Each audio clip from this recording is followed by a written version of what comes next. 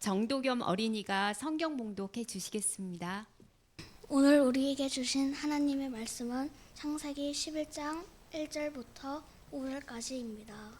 온 땅의 언어가 하나요 말이 하나였더라. 이에 그들이 동방으로 옮기다가 신할 평지를 만나 거기 거류하며 서로 말하되 자 벽돌을 만들어 견고히 굽자하고 이에 벽돌로 돌을 대신하며 역청으로 진흙을 대신하고 또 말하되 자 성과 탑을 건설하여 그 탑 꼭대기를 하늘에 닿게 하여 우리 이름을 내고 온 지면에 흩어짐을 면하자 하였더니 여호와께서 사람들이 건설하는 그 성읍과 탑을 보려고 내려오셨더라. 허영진 목사님께서 오직 영광은 하나님께만이라는 제목으로 하나님의 말씀을 전하시겠습니다. 평안히 잘 지내셨습니까? 네. 명절 보고 지내고 또 이렇게 만나니까 더 반갑고 또 우리 학생들이 너무 잘해주는 것 같아서 감사합니다. 오늘 말씀은 창세기 노아의 시대에서 이렇게 바로 이어지는 이야기입니다. 노아의 시대가 끝나고 이 본장이 시작됩니다. 창세기 6장에서 9장까지는 하나님께서 노아를 통해서 방주를 만드시고 또 세상 모든 생물의 암수를 식게 하신 후에 홍수에서도 세상 모든 생물의 종이 살아남을 수 있게 하셨습니다. 홍수가 그친 후에 하나님께서는 노아하고 언약을 맺어주셨어요. 내가 다시는 모든 생물을 홍수로 멸하지 않겠다. 그리고 하나님께서는 노아와 그 아들들을 축복해 주시면서 생육하고 번성하여 땅에 충만하라 라고 말씀해 주셨습니다. 하나님께서 축복하여 주신 후에 노아의 후손들은 그 말씀대로 이 땅에서 번성하여 갔습니다. 창세기 10장은 번성하여 땅에 충만하여 가는 노아의 자손들의 족보를 소개하고 있습니다. 그리고 오늘 11장의 이야기로 이어지게 됩니다. 11장의 이야기는 이렇게 시작합니다. 온 땅의 언어가 하나요 말이 하나였더라.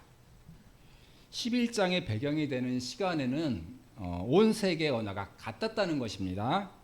인간은 언어를 부모에게서 제일 먼저 배우고 그리고 사회 속에서 언어가 가진 독특한 문화를 습득하게 됩니다. 당연한 얘기지만 11장에 등장하는 이 사람들의 공동 조상은 노아입니다.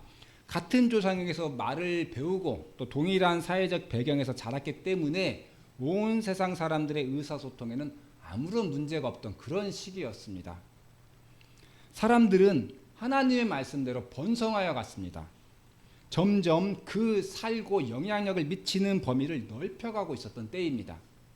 아마 이때의 사람들은 한 곳에 이렇게 정착해서 사는 게 아니라 유목민들처럼 이렇게 때에 따라서 이렇게 이동하며 사는 그런 삶을 살았던 것 같습니다. 그러면서 이제 영역을 점점점 넓혀가는 거죠.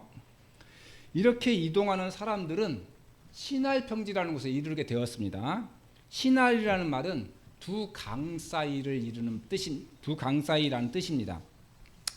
여기서 이제 두 강 사이라고 하면 한 강은 티그리스 강, 또 한 강은 유프라데스 강, 이 두 강을 말하는데요. 이 두 강 사이의 넓은 평야, 넓경 평야를 신할 평야라고 말하고 다른 말로는 메소포타미아라고 말합니다. 우리가 잘 아는 대로 세계 4대 문명 중에서 가장 먼저 시작된 메소포타미아 문명이 바로 오늘 이 신할 평야에서 시작되었습니다. 한 곳에 정착하지 못하고 유목생활을 하며 이동하던 노아의 후손들에게 이 신할 평야는 굉장히 마음에 들었을 것이 뻔합니다. 왜냐하면 이 땅은 평평한 땅이 끝없이 넓고 또 그 땅은 비옥하기까지 했습니다. 세계에서 가장 먼저 문명이 시작될 정도이면 그 땅이 얼마나 좋았을지 더 설명할 필요가 없을 것입니다. 그래서 신할 평야에 이른 사람들은 서로 말합니다. 자, 벽돌을 만들어 견고하게 굽자. 자, 성읍과 탑을 건설하여 그 탑 꼭대기를 하늘에 닿게 하여 우리 이름을 내고 온 지면에 흩어짐을 면하자. 이렇게 서로 말합니다. 본문을 통해서 우리가 알 수 있는 정보가 하나 있죠. 그것은 이 사람들은 벽돌을 구울 수 있었다는 것입니다. 벽돌을 굽는 기술은 당시로서는 최첨단 기술이라고 말할 수가 있습니다.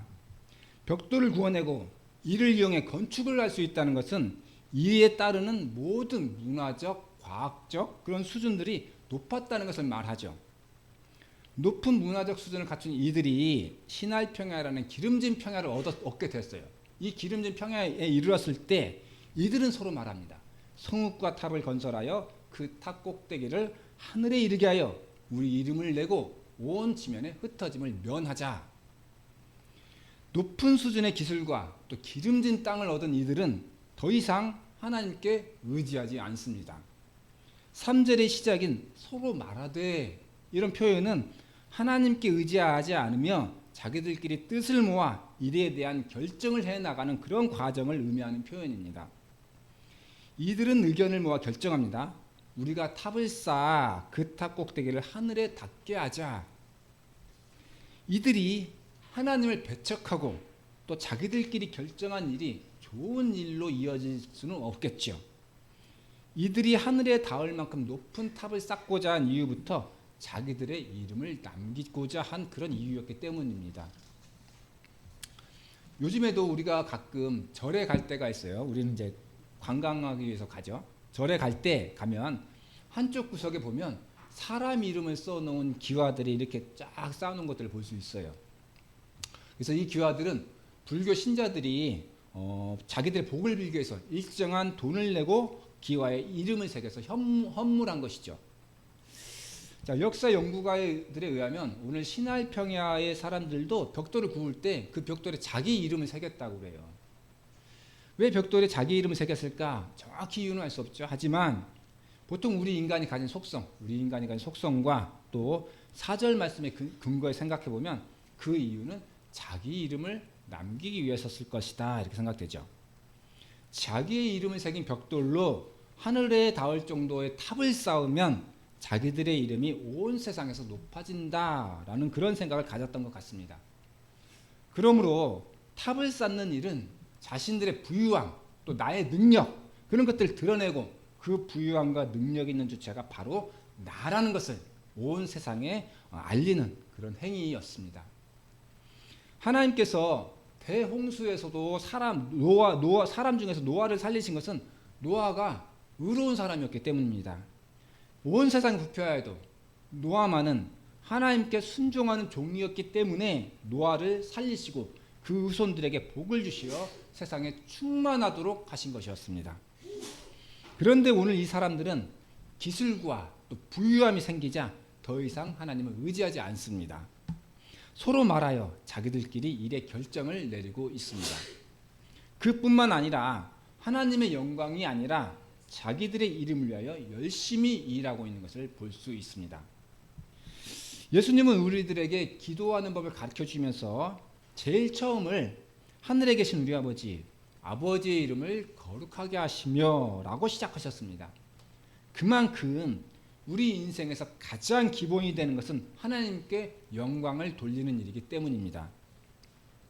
사람들이 기술과 또 부유함을 갖게 되었다면 그것을 이용해 더욱 하나님께 영광을 돌리는 일에 사용했으면 바람직했을 것입니다.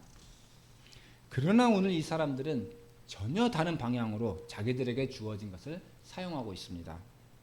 하나님께서는 이 일들을 다 보고 계셨습니다. 하나님께서는 사람들이 이 일을 하는 이유도 다 보고 계셨습니다. 하나님께서는 그래서 이렇게 말씀하셨습니다. 이 무리들이 한 민족이요 말도 하나이므로 이 같은 일을 하였으니 이후로는 그 악함이 돌이킬 수 없는 지경에 이르게 될 것이다.